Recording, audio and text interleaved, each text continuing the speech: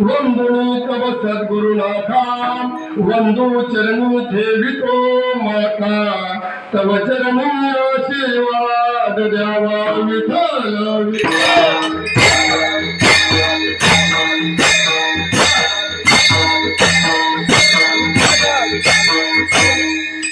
यांचे केलिया स्मरण होय सकल विद्येचे अधिकरण तेची वंदू श्री गुरु चरण श्री गुरूंचे ते नमस्कार यथा विठ्ठल विठ्ठल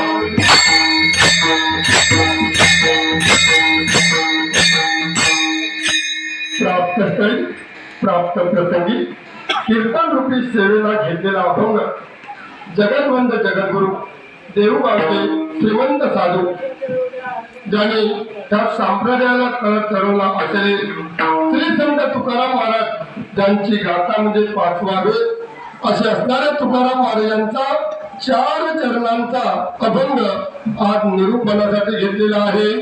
अभंग 4 चरणाचा आहे आणि अभंग वास्तुशांती प्रकरणातला आहे। विठ्ठल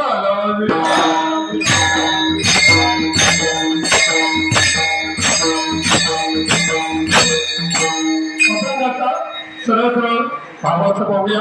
व समावे घर देवे बरे निरंतर तुकाराम महाराज सांगतात की मनुष्य जन्माला आलेल्या प्रत्येक जीवाला विश्रांतीसाठी घर असावं आणि ते घर त्याने वसवलं पाहिजे।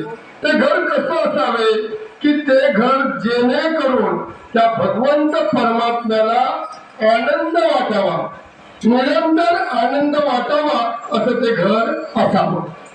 अभंगाच्या 2य चरणात सांगतात संग आसनी शयनी संग आसनी शयनी घडे भोजनी गमनी तुकाराम महाराज सांगतात अशा साधू संतांची संगत करावी जेणेकरून तो भगवंत परमात्म्याचं नामस्मरण आपण झोपलो आहोत आपण फिरत आहोत चाललो आहोत जेवण करत आहोत आणि अशा करत असताना आपण त्याचं चिंतन केलं त्या घरामध्ये नामस्मरण केलं चिंतन केलं तर ते घर कसं आहे देवे बरे निरंतर ते घर देवाला आवडतं।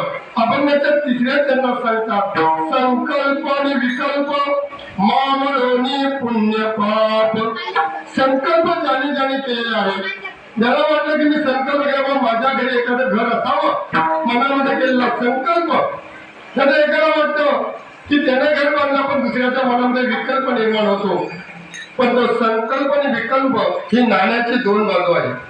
तेव्हा खऱ्या वारकऱ्याने किंवा खऱ्या सज्जनाने कुठल्याही तऱ्हेने संकल्प आणि विकल्पाकडे कुठलंही लक्ष न देता आपण जे नियोजित हातात घेतलेलं कार्य आहे म्हणजे घर आहे बांधायचं घर आहे ते घर कुणी काही म्हणू कुणी काही सांगू कोणाला वाईट बोलायचं नाही कोणाचं अंतःकरण दुखवायचं नाही पण मनामध्ये जसं संकल्प केलेला आहे त्याप्रमाणे त्याने ते घर बांधावं असं आणि हे केल्यानंतर भगवंत परमात्मा काय म्हणतो की ते संकल्प आणि विकल्प दूर ठेवून जो पुढे घराला सुरुवात करतो आणि ते घर परिपूर्ण होतं त्या ठिकाणी इतर जे दुर्गुण आहेत त्याचं मावळून पुण्य आणि पाप यांची सांगड बांधतो कोण देवे बरे निरंतर पुण्य आणि पाप हे दोन्हीचं नाईकचं करण्याचं काम नामस्मरण करतं म्हणून नामस्मरणामध्ये असं घर बांधतो त्याच्या घरामध्ये हिरा पिढा येत नाही।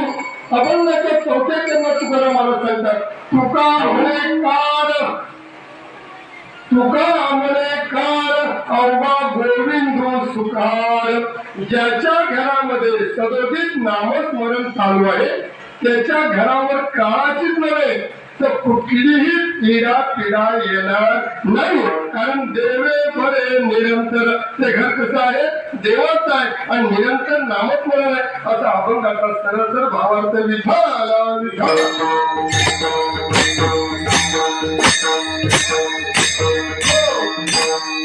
परिचय द्यायचा होता।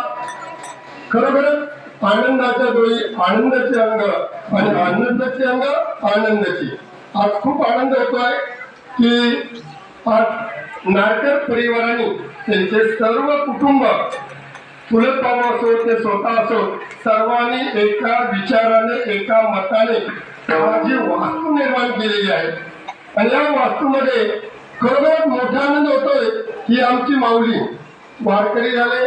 वारकरी झाले त्यांनी आमच्या एकात्मता वारकरी संप्रदाय मंडळामधून सतत 5 वर्ष पायवारी केली आणि त्याचप्रमाणे ही आमची माऊली आहेत कोंडोशीची. आता त्यांचं आमचं या वर्षी ओळख झाली. ओळखीला हरी धन्य तो संसार आमची ओळख झाली सांगोल्यात आणि त्यानिमित्त माऊलीच्या घरी गेलो आणि माऊलीने आमचा इतका सत्कार केला, आमच्या बोलाला मान दिला. आणि असं तुम्ही आम्ही खेळीमेळीच्या वातावरणामध्ये त्यांचा योग आणि माझ्या फोड्यातल्या सर्व वारकऱ्यांचा योग झाला. योग याग विधी येणे नोळे सिद्धी आणि वायाची उपाधी दंभ धर्म असं माऊली म्हणतात की योग आल्यानंतर सगळ्या गोष्टी घडून येतात. तसंच या नारकत परिवाराने सर्व परिवाराने एका रूपाने एका गतीने ह्या कामाची सुरुवात केली आणि आता भव्य दिव्य हे घर आपलं उभं केलं. आणि खरोखर आनंद वाटतोय की घर उभं झाल्यानंतर ज्ञानेश्वरीचं वाचन आणि हरिपाठ रोज या घरामध्ये होतोय.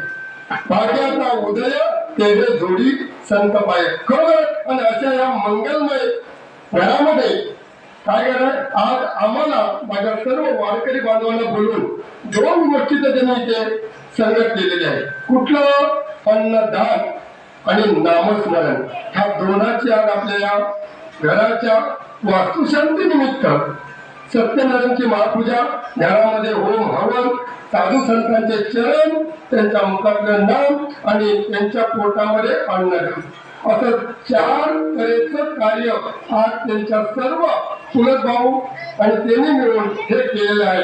कारण अन्नदान आणि ज्ञानदान याला कधीही कुणी नाही म्हणू नये असं मोठं अन्नदान आणि ज्ञानदान त्यांनी केलं.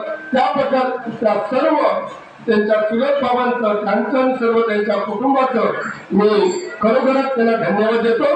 आणि असंच त्यांनी याच्या पुढेही भगवंताचं नामस्मरण करण्यासाठी त्यांना सुसंधी द्यावी आणि त्यांच्या वृत्ती घडावी असे माझ्या पांडुरंगाच्या मी प्रार्थना करतो. आणि आपण त्यांच्या निरूपणाला सुरुवात करतो.